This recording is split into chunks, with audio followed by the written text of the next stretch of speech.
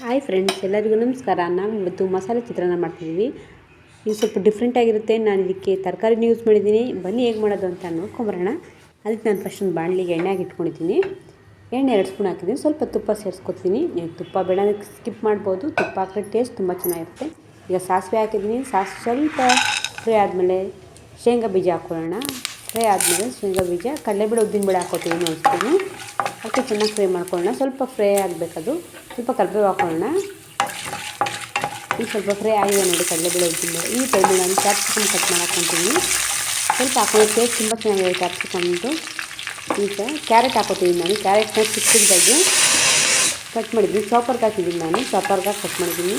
ಇಷ್ಟಪಡಲ್ಲ ನಾನು ಕೂಡ ಈ ಥರ ಮಾಡಿದ್ರೆ ಚಿತ್ರಾನ್ನ ತುಂಬ ಇಷ್ಟಪಟ್ಟು ತಿಂತಾರೆ. ಸ್ವಲ್ಪ ಉಪ್ಪು ಹಾಕೊಳ್ಳೋಣ. ರುಚಿಗೆ ಎಷ್ಟು ಬೇಕೋ ಅಷ್ಟು ಹಾಕ್ಕೊಳ್ತೀನಿ ನಾನು. ಈಗ ಬೇಯಿಸಿದಂಥ ಬಟಾಣಿ ಹಾಕೋತಿದ್ದೀನಿ. ಹಸಿ ಬಟಾಣಿನ ಬೇಯಿಸಿಟ್ಟಿದ್ದೀನಿ, ಅದನ್ನು ಹಾಕೋತಿದ್ದೀನಿ.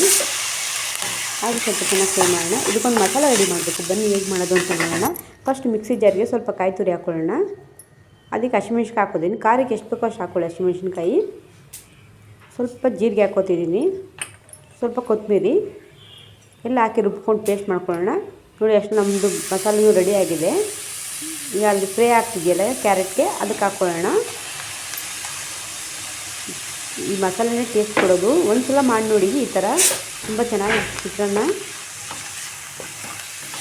ನಾವು ಯಾವುದೇ ಈರುಳ್ಳಿನ ಬಳಸ್ತಾ ಇಲ್ಲ ಇಲ್ಲಿ. ಚೆನ್ನಾಗಿ ಫ್ರೈ ಮಾಡೋಣ. ಅದರಲ್ಲಿರೋ ಹಸಿ ವಾಸನೆ ಹೋಗಬೇಕು, ಆ ಥರ ಫ್ರೈ ಮಾಡೋಣ. ಈಗ ನಾನು ಸ್ವಲ್ಪ ಅರಶಿನ ಪುಡಿ ಹಾಕ್ಕೋತಿದ್ದೀನಿ. ಹಾಕಿ ಅದನ್ನ ಚೆನ್ನಾಗಿ ಫ್ರೈ ಮಾಡ್ಕೊಳ್ಳೋಣ. ಇದು ಹಸಿ ವಾಸನೆ ಹೋಗೊಂಡು ಸ್ವಲ್ಪ ಫ್ರೈ ಮಾಡಬೇಕು. ಸೈಡಲ್ಲೆಲ್ಲ ಎಣ್ಣೆ ಬಿಡೋಕ್ಕೆ ಸ್ಟಾರ್ಟ್ ಆಗುತ್ತೆ, ಆಗ ರೆಡಿಯಾಗಿದೆ ಅಂತ ಅರ್ಥ. ನೋಡಿ ಈಗ ಚೆನ್ನಾಗಿ ಫ್ರೈ ಆಗಿದೆ. ಅದರಲ್ಲಿರೋ ನೀರಿನಂಶ ಎಲ್ಲ ಹೋಗಿದೆ, ಹಸಿ ವಾಸನೆ ಎಲ್ಲ ಹೋಗಿದೆ. ಚೆನ್ನಾಗಿ ಫ್ರೈ ಆಗಿದೆ ಮಸಾಲೆ ಚಿತ್ರಾನ್ನಕ್ಕೆ. ಲಂಚ್ ಬಾಕ್ಸ್ಗಂತೂ ಬೆಸ್ಟ್ ರೆಸಿಪಿ. ತಿನ್ನಲ್ಲ ನಮ್ಮ ಮಕ್ಕಳು ಕೂಡ ಈ ಥರ ಮಾಡಿಕೊಟ್ರೆ ತುಂಬ ಇಷ್ಟಪಟ್ಟು ತಿಂತಾರೆ. ಈಗ ನೋಡಿ ಸ್ಟವ್ ಆಫ್ ಮಾಡಿಬಿಟ್ಟು ಒಂದು ಲೆಮನ್ ತೊಗೊಂಡಿದ್ದೀನಿ. ಅದರಲ್ಲಿ ಅರ್ಧ ಹಾಕ್ಕೋತಿದ್ದೀನಿ. ಲೆಮನ್ ಜ್ಯೂಸ್ ಹಾಕ್ಕೋತಿದ್ದೀನಿ. ಹಾಕಿ ಮಿಕ್ಸ್ ಮಾಡ್ಕೊಳ್ಳೋಣ. ಈಗ ನೋಡಿ ಅನ್ನ ಮಾಡಿ ಇಟ್ಕೊಂಡಿದ್ದೀನಿ, ಅದನ್ನು ಇದಕ್ಕೆ ಹಾಕ್ಕೋತಿದ್ದೀನಿ. ಹಾಕ್ಕೊಂಡು ಮಿಕ್ಸ್ ಮಾಡ್ಕೊಳ್ಳೋಣ.